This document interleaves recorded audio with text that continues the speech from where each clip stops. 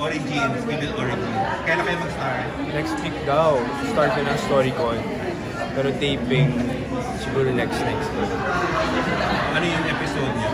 Magsita ba? Sa past, sa present, o sa future? Future. Ah! Future. Sino yung director? Tatlo! Iyan na rin. Ano yung ano? Sino kasama mo? Actually, wala pa akong idea eh. Kasi mag-StoryCon pa lang kami. Okay. Isa pa lang nag-story ko na episode. Sa future ka? Future. Also with Richard Gutierrez? Yes, and Miss Ivana Alawi. Okay. Ah?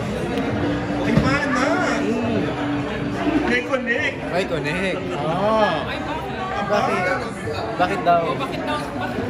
Di ba kayo? Di ba sa PBD? How do you feel na makakasama mo sa movie si Ivan? Well, Ivana Alawi yan, syempre. Sabi ko nga sa kanya si Lord ng Bahay ni Kuya, idol ko na siya. Pagandang babae ni Ivana Alawi. At napaka-humble. As in, yun yung isa sa inahangaan ko sa kanya. So ngayon na makaka-work ko siya, kasi grato na Lord. We're sobrang excited ako. At tignan natin kung Baka mag-worry yung Dusty and fans. Oo. Hindi naman. bakit. Ba? Sumasagot ka, Jen? Oo nga, ba't ikaw, Cherry? Hindi, di ba medyo tinokso rin kayo noon? Yun yun! Oo, di ba yung... Kasi parang crush mo rin naman si Ivana, parang gano'n, di ba?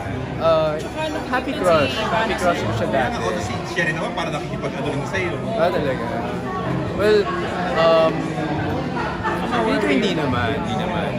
Kasi, Dapat mag-worry yung fans. ano to eh, yung story naman, hindi siya love story.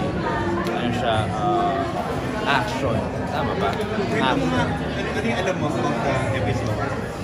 Well, ano siya eh, basta yun, ang sabi sa akin action. So makakasama ko nga si Richard Gutierrez. Ano yung connect mo sa character ni Ivan? Hindi ko rin talaga sure pa now. Alam mo na kung sino director. Direct Ian. So excited ka na meron kang film fest movie this year. Super. First ko, MMFF.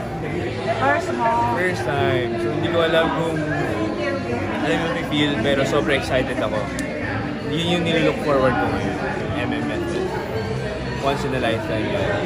Kasi bata ka pa lang ba? Gusto mo na talagang mag-showbiz? Bata pa lang ako, gusto ko na mag-showbiz.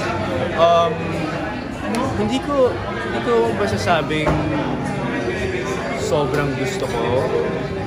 Pero lahat naman tayo, nung bata tayo, parang pinapangarap natin maging artista, di ba? Mapanood sa TV. Pero hindi siya yung parang talagang ginapang talagang gustong-gusto na ano. Kasi hindi ko rin naman in-expect. Siyempre, nung bata ako, wala pa akong confidence, ganyan. Hindi ko talaga in-imagine na magiging artista.